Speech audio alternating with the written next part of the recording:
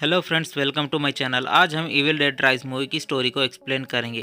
तो कहानी शुरू होती है। जेसिका और टेरिसा दोनों कजिन्स होते हैं। एक दिन जेसिका, टेरिसा और जेसिका का बॉयफ्रेंड सेलेब पिकनिक पर जाते हैं। टेरिसा लेक के पास होती है। वहाँ सेलेब उसको डरा देता है, इसलिए वो घर जाती है। जेसिका बेड पर सोई हुई होती है। टेरिसा उसको सेलेब के बारे में बताती है और वो जेसिका के पास बैठकर बुक पढ़ती है। जेसिका कुछ बोलती रहती है। वो टेरिसा के बुक में लिखा बिना देखे पढ़ती है। ये देख टेरिसा को डर लगने लगता है। फिर जेसिका मर्द की आवाज़ में पड़ती है। टेरिसा जोर से जेसिका का नाम पुकारती है। जेसिका बेड के नीचे गिर जाती है और उसकी तबीयत खराब होने लगती है। टेरिसा उसके पास जाती है। फिर जेसिका टेरिसा के सर से बालों के साथ उसकी स्किन भी निकाल देती है। सेलिब लेक के पास होता है। वहाँ टेरिसा आती है। उसके पीछे जेसिका भी होती है।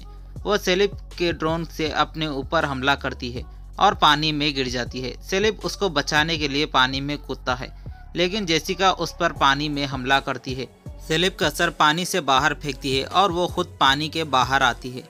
इसके एक दिन पहले बेथ बाथरूम में प्रेगनेंसी टेस्ट करती है। वो प्रेग्नेंट होती है। बेथ अपनी बहन एली के घर जाती है, जो गिटार टेक्नीशियन और टैटू आर्टिस्ट होती है और सिंगल माँ होती है। उसके 3 बच्चे होते हैं, डैनी, ब्रेड और कैसी। वो लोग लॉस एंजलिस में एक अपार्टमेंट में रहते हैं। डैनी डीजे बनना चाहता है। ब्रिज को नाइबर्स का लड़का फिल्म देखने के लिए बुलाता है। वो मना करती है और डोर को बंद कर देती है। कैसी अपनी डॉल के साथ खेलती है। बेथ एली के घर आती है। दोनों बहनें एक दूसरे के बीच अनबन होती है। एली अपने बच्चों को पिज़्ज़ा लाने को कहती है। एली और बेथ दोनों पैचअप कर लेते हैं।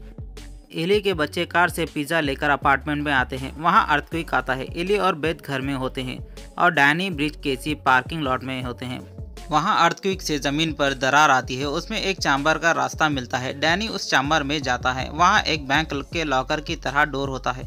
डैनी को एक बॉक्स मिलता है। उसमें कुछ पेपर्स होते हैं और उनमें 3 प्रीस्ट के फोटोज होते हैं। उसके नीचे डैनी को 3 वॉल्यूम डिस्क मिलती है। डैनी को किसी की आवाज़ सुनाई देती है, लेकिन वहाँ कोई नहीं होता। डैनी को फिर से आवाज़ सुनाई देती है। वहाँ जीसस की मूर्ति होती है। अचानक उसको देख डैनी डर जाता है। डैनी वहाँ और छानबीन करता है। वहाँ एक बड़ा सा ताबूत होता है। उसके अंदर एक बैग होता है। डैनी उसको खोलता है। उसमें कई सारे कीड़े होते हैं और उसमें से एक बुक होती है। यहाँ एली नाइबर्स से मदद मांगती है अपने बच्चों को ढूंढने के लिए, लेकिन डैनी और सब लोग लिफ्ट से वापस आ जाते हैं। एली उनको गले लगा लेती है। डैनी ब्रिज को वो बुक बताता है और कहता है इस बुक को वो बेचकर अपनी माँ की मदद कर सकते हैं। डैनी उस बुक को खोलने की कोशिश करता है। उसमें से बुक में बड़े दांत होते हैं। डैनी को चोट लगती है और डैनी का खून बुक पर गिरता है। वो बुक खुल जाती है। डैनी उस बुक को खोलता है। उसमें भयानक तस्वीरें होती है। ये देख ब्रिज डर जाती है और बुक को बंद कर देती है। ब्रिज डैनी से उस बुक को वापस वहीं रखने को कहती है, लेकिन एली सबको बाहर जाने से मना करती है, इसलिए वो बुक को सुबह वहाँ रखेगा। ब्रिज वहाँ से चली जाती है, लेकिन डैनी वापस उस बुक को खोल देता है। डैनी एक डिस्क को निकाल कर प्ले करता है। उसको कुछ साफ सुनाई नहीं देता। वो वॉइस को क्लियर करके सुनता है। उसमें एक प्रीस्ट मीटिंग रखता है।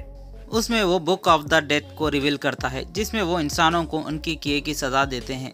वो चर्च में इसकी मंजूरी देने को कहता है, लेकिन वहाँ के लोग मना करते हैं और बुक को डिस्ट्रॉय करने को कहते हैं। एक वॉल्यूम ख़त्म हो जाता है। एली गंदे कपड़ों को ड्राई क्लीन कराने के लिए लिफ्ट से जाती है। डैनी दूसरे वॉल्यूम को प्ले करता है। उसमें फादर मार्शियस उस बुक में स्पिरिचुअल मंत्र को जोर से पढ़ता है। डैनी उसको बंद करने की कोशिश करता है, लेकिन वो बंद नहीं होता। उस बुक के पेजेस तेज़ी से पलटने लगते हैं। कोई चीज़ तेज़ी से डैनी के अपार्टमेंट की तरफ आती है। एली लिफ्ट से बाहर आती है। कोई चीज़ उस पर हमला करती है और उसको लिफ्ट में बंद कर देती है। बुक में एक लेडी की फ़ोटो बताते हैं। एली को होश आता है। वो लिफ्ट में से मदद के लिए पुकारती है। उसको कुछ आवाज़ सुनाई देती है। एली डर जाती है। धीरे धीरे वो आवाज़ तेज़ होने लगती है। एली ज़ोर से चिल्लाती है और वो आवाज़ बंद हो जाती है।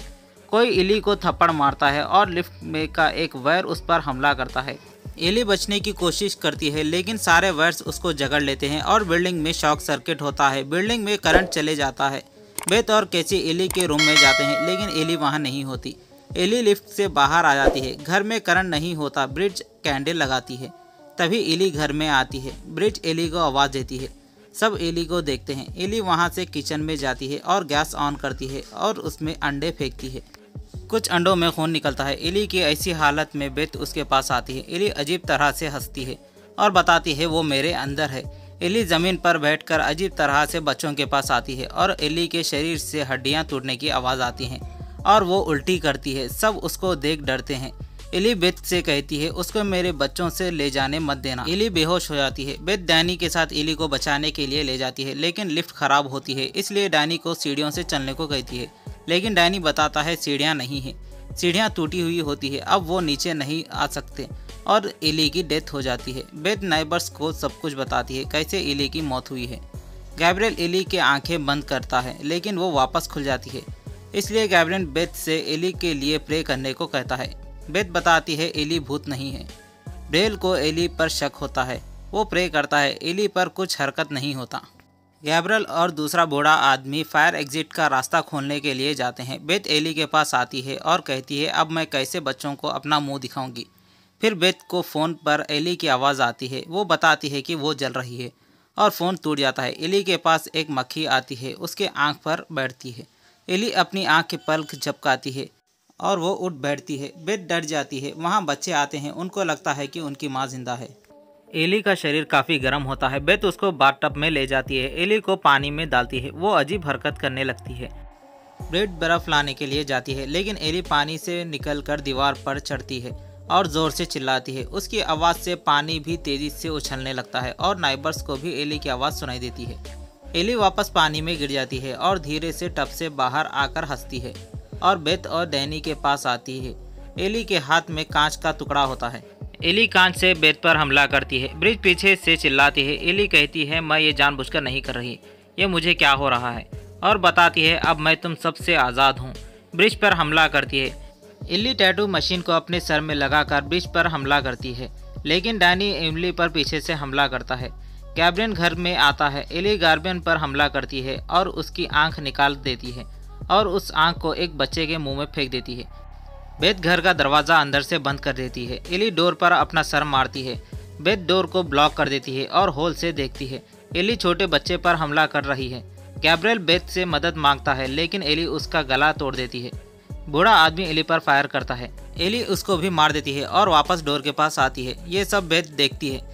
ब्रिज डैनी से कहती है माँ बिल्कुल उस बुक की पिक्चर की तरह दिख रही थी और कहती है इन सब की वजह तुम हो, और दोनों लड़ने लगते हैं। बेथ दोनों को शांत रहने को कहती है। डैनी बेथ को बुक और वॉल्यूम डिस्क के बारे में बताता है। ब्रिज अपने घाव को साफ करने के लिए किचन में जाती है। एली बाहर गाना गाती है। कैसी डोर के पास जाती है। ब्रिज का घाव और बढ़ने लगता है। बुक के पेजेस वापस पलटने लगते हैं और एक तस्वीर पर रुकती है। ब्रिज के आँख और मुंह से अजीब तरह के रंग का खून निकलता है। ब्रिज अपने आप को साफ करती है। ब्रिज के मुंह से कई सारे कीड़े निकलते हैं। एली केसी को डोर खोलने को कहती है, बताती है उसके पापा भी घर के बाहर आए हुए हैं। केसी डोर खोलती है। एली केसी पर हमला करती है। डैनी और बेथ दोनों केसी को बचा लेते हैं और डोर को बंद कर देते हैं। किचन से आवाज़ आती है, वहाँ बेथ जाती है। ब्रिज टेबल पर बैठी होती है। ब्रिज गिलास खाती है, वो गिलास उसके गले के नीचे जाता है। ये देख बेथ डर जाती है। ब्रिज बेथ पर हमला करती है और उसके पैर की खाल निकाल देती है। बेथ ब्रिज को कुकर से मारती है। वहाँ डैनी आता है। ब्रिज डैनी से पीछे भागती है। एली बाहर खुश होती है। वो एक रूम में जाते हैं, वहाँ केसी भी होती है। ब्रिज केसी पर हमला करने जाती है, लेकिन केसी के पास एक लकड़ी होती है। वो उस लकड़ी से ब्रिज पर हमला करती है। ब्रिज उस लकड़ी को अपने मुंह से निकालती है और वो मर जाती है। डैनी ब्रिज की बॉडी को कपड़े में बांध कर रखता है, कहीं वो भी एली की तरह थोड़ी देर बाद जिंदा ना हो जाए। घर में करंट नहीं होता, इसलिए बेथ बैटरीज की मदद से वॉल्यूम डिस्क को प्ले करती है। वो तीसरी वॉल्यूम डिस्क को प्ले करती है। वो प्रिस्ट की लास्ट वॉल्यूम डिस्क होती है। प्रिस्ट बताता है वो बस दूसरी दुनिया से कम्युनिकेट करना चाहता था। बताता है उस बुक को पढ़कर 2 रातें हो चुकी है और बताता है जो भी उस दुनिया से आया है उसको नहीं मार सकते। ब्रिज के पैर हिलते हैं और एली को घर में जाने का रास्ता मिलता है। डैनी देखता है एली बाहर नहीं है। उसको टैंक में से आवाज़ आती है। ब्रिज केसी के पीछे होती है और उस पर हमला करने की कोशिश करती है, लेकिन डैनी ब्रिज को चाकू मारता है। ब्रिज डैनी को चाकू से हमला करती है और अपना खून डैनी के ऊपर उल्टी करती है। डैनी ब्रिज को आग लगाता है। रूम में बेथ के पीछे धीरे से एली आती है। बेथ डर जाती है और बेथ के रूम में बाहर फेंकती है। बाहर डैनी जख्मी होता है। ब्रिज ने उसको चाकू मारा था। एली बेथ को पीछे से पकड़ लेती है। एली बताती है वो उसकी रूह को खा जाएगी। एली बेथ के शरीर पर हाथ घुमाती है। एली बताती है यहाँ 2 रूह है। बेथ के पेट को जोर से दबाती है। कैसी बेथ के पास कैंची फेंकती है। बेथ उससे एली पर हमला करती है और घर से बाहर आ जाते हैं। बाहर नाइबर्स की लाशें होती है। एली को होश आने से पहले बेथ इमरजेंसी एग्जिट को तोड़ना चाहती है, लेकिन वो नहीं तोड़ता, इसलिए वो बूढ़े आदमी की गन लेती है। एली को होश आता है, वो सीधा बेथ पर हमला करने आती है। बेथ उसके ऊपर फायर करती है। एली कैसी से कहती है, ये तुम्हारी माँ को तुमसे दूर कर रही है। कैसी बताती है, अब तुम मेरी माँ नहीं रही। बेथ कैसी पर फायर करने लगती है। बूढ़ा आदमी उसको पकड़ लेता है और एली के हाथ पर फायर होता है। बेथ अपने आप को छुड़ा लेती है। एली के पास ब्रिज और डैनी आते हैं। अब डैनी भी बदल चुका है। तीनों रोने लगते हैं और फिर हंसते हैं। बेथ कैसी को लेकर लिफ्ट में जाती है। सब उठते हैं और चिल्लाते हैं। कैसी लिफ्ट के डोर के पास से चाबी निकाल लेती है और लिफ्ट बंद होती है। लिफ्ट में धीरे धीरे खून आने लगता है। यहाँ ब्रिज और डैनी दोनों एली के शरीर को फाड़ते हैं। बुक के पेजेस वापस से तेजी से पलटने लगते हैं और एक क्रिएचर की तस्वीर आती है। लिफ्ट में खून बढ़ने लगता है। एली लिफ्ट के छत से आती है। लिफ्ट में मैक्सिमम लोड होने से लिफ्ट तेजी से नीचे गिरती है और बेथ कैसी दोनों बाहर आ जाते हैं। दोनों पार्किंग लॉट में आते हैं। कैसी के पास कार की चाबी होती है। दोनों कार में बैठते हैं और कार को स्टार्ट करते हैं। बेथ कार को रिवर्स लेती है और शटर खोलने को कहती है। कैसी रिमोट से शटर खोलती है, लेकिन कार फंस जाती है। एली और सब बाहर आ जाते हैं, लेकिन बेथ और कैसी कार से बाहर आ जाते हैं और दोनों छुप जाते हैं। शटर बंद होने लगता है, इसलिए बेथ कैसी को लेकर भागती है, लेकिन एली भी उनके पीछे भागती है। बेथ शटर की दूसरी तरफ जाती है, लेकिन एली कैसी को पकड़ लेती है और एक वैन में ले जाती है। बेथ शटर के बाजू की खिड़की तोड़ने लगती है। अब एली, ब्रिज और डैनी एक ही शरीर में होते हैं। एली कैसी को बताती है, अब तुम्हारा सिर्फ सर ही चाहिए। बेथ उन पर फायर करती है। कैसी छुप जाती है। एली बेथ पर हमला करने लगती है और उसको कटिंग मशीन में डालने की कोशिश करती है। कैसी मशीन को बंद कर देती है। बेथ कैसी की मदद से उनको उस मशीन में डालकर मारती है। डैनी और ब्रिज मशीन में चले जाते हैं। एली बेथ को बचाने को कहती है। बेथ एली पर हमला करती है। उसका सर अलग हो जाता है। बेथ उसके सर को कटिंग मशीन में फेंक देती है। पार्किंग लॉट में सब जगह खून होता है। कैसी डरी हुई होती है। बेथ कैसी को अपने साथ ले जाती है। दूसरे दिन उस अपार्टमेंट से एक लड़की अपने रूम से निकलती है। लिफ्ट काम नहीं करती, इसलिए वो सीढ़ियों से पार्किंग लॉट में जाती है। वो लड़की जेसिका होती है। वो टेरिसा से बात करती है। जेसिका कार से पार्किंग लॉट में खून देखती है। सब जगह खून होता है। जेसिका डरने लगती है। कोई 3 साइड से जेसिका के पास तेजी से बढ़ते हुए आता है और उस पर हमला करता है।